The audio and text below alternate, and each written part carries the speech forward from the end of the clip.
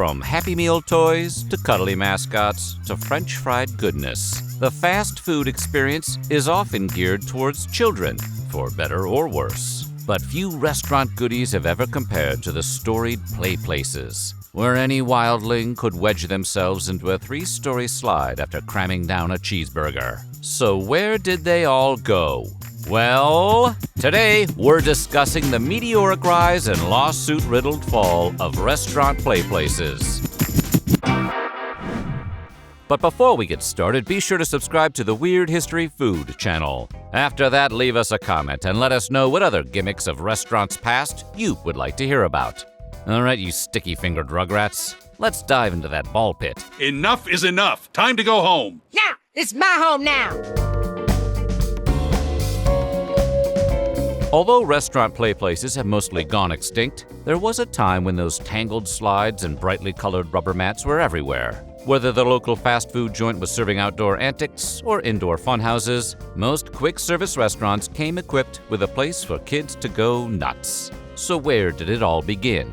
Perhaps, unsurprisingly, these fun zones were first implemented by the golden-arched titan known as McDonald's. By the early 70s, McDonald's restaurants had certified themselves as a modern American mainstay. But despite their relative popularity, Wendy's absolutely dominated the market. Those square, sizzling patties were a major hit in the Wendy's heyday, and McDonald's needed a serious boost. To help bolster the appeal of Ronald, a McDonald's restaurant located in the small California town of Chula Vista, started a revolution in 1971. By adding a few slides and climbing bars to an enclosed outdoor alcove, the Chula Vista McDonald's increased their profits at an extremely high rate, and the effect was almost immediate. As a wise old baseball ghost once said, "If you build it, they will come." And local families soon flocked to the colorful new additions to their favorite fast food spot. With its rudimentary outdoor jungle gym and some clever theming, this West Coast location became the grandfather of the modern play place. Take that,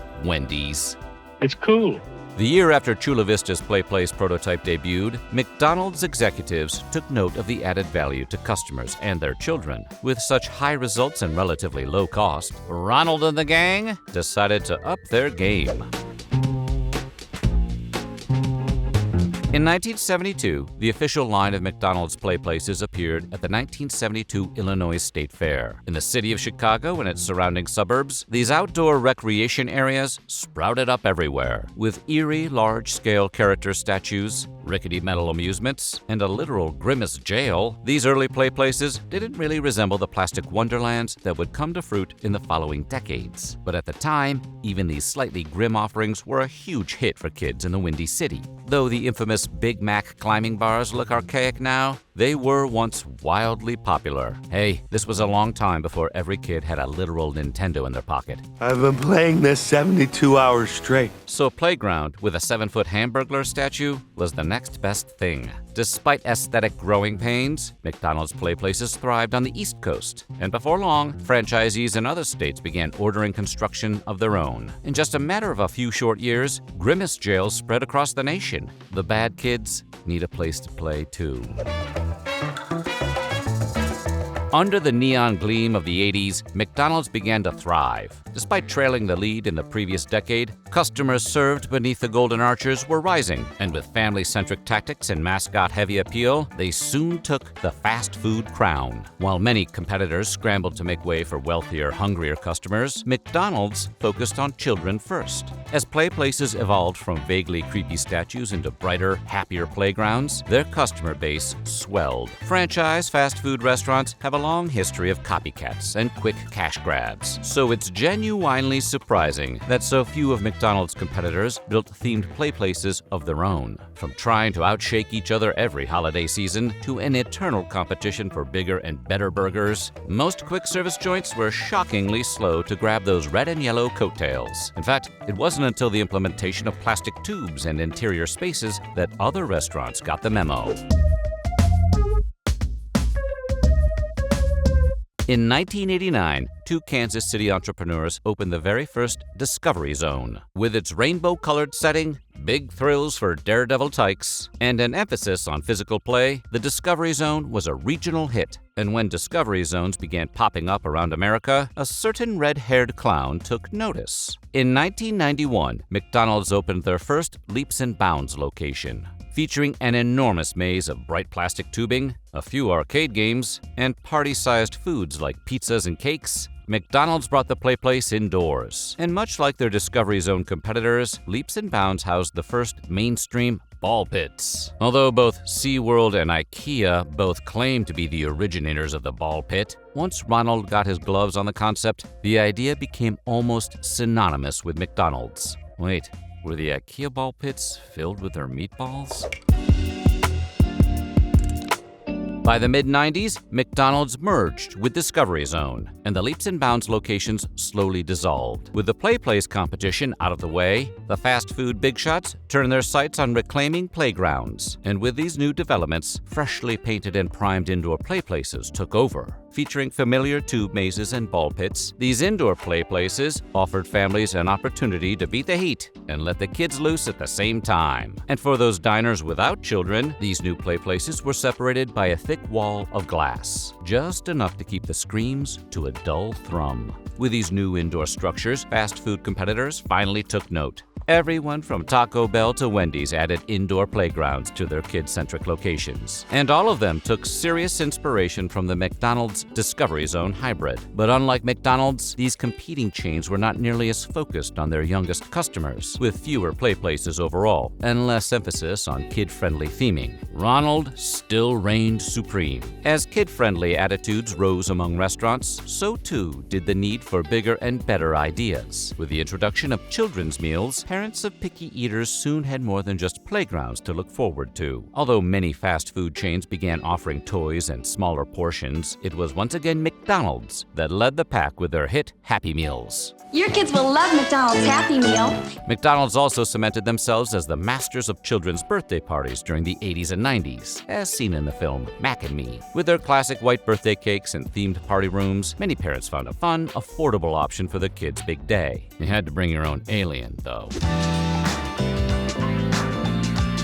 Not even Mayor McCheese can stop the flow of time, so these parent traps had to constantly evolve to stay competitive. As video games continued to surge in popularity, restaurants decided it was time to score that coinage. Although arcades had been popularized in the previous decades, pie chains like Pizza Hut began keeping small game rooms to entice kids and their parents. What could be better than snagging a couple quarters from dad to hit the T2 machine while mom orders a large pepperoni? Taking things even further, Chi-Chi's Pizza and regional chains like Mr. Gatti's added large-scale arcades to their restaurants. These darkened pizza halls were a favorite for parents with kids too old to hit the ball pit, but not yet old enough to sit politely at the table. Although they had been around since the 80s, a particular brand of kid-specific pizza parlors truly broke into the mainstream during this time. Whether you're a fan of the classic Showbiz Band, or if you grew up on Big Chuck himself, animatronic pizza shows became an American hit. With full-sized dancing and singing robots, pizza shows often went down right outside of indoor play places. In fact, Chuck E. Cheese locations are often cited as the originators of the classic sky tubes. This offered kids a chance to crawl across the ceiling and peer down from a bubble window to catch Munch and the band,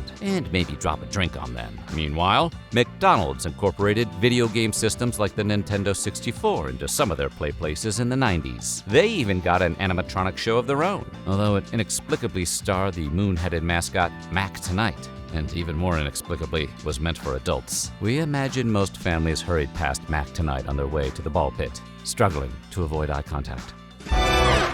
Tell me when it hurts. It hurt from the beginning!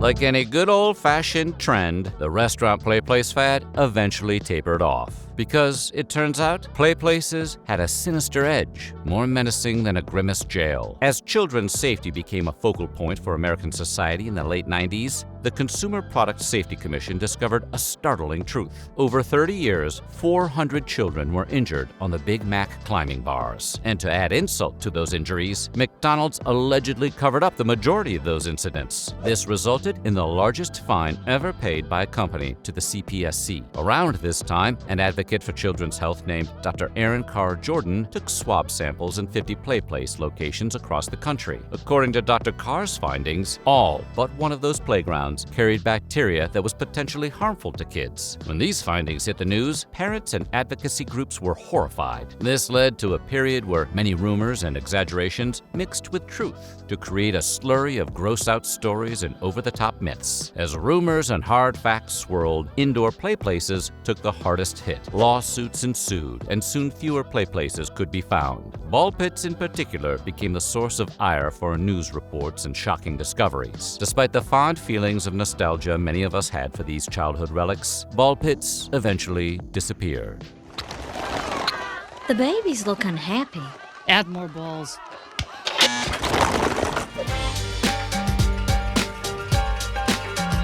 Playplaces staggered along through the early aughts in the wake of all the controversy and as portable video game systems became more common. But during the COVID-19 pandemic, things truly came to a grinding halt. Any surviving indoor playplaces were ordered closed, and many even shied away from outdoor playplaces as well. But eventually, time healed some of these wounds and anxieties, and parents soon found themselves in need of a place to let their cooped-up kids run free.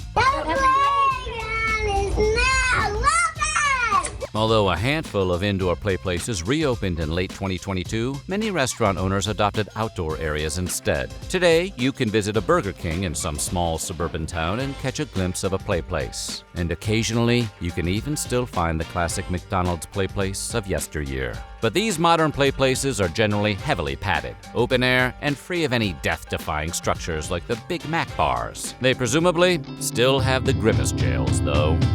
So what do you think? Do you have fond memories of playing at a playplace? And which restaurant had the best one? Let us know in the comments below, and while you're there, check out some of these other weird history food videos.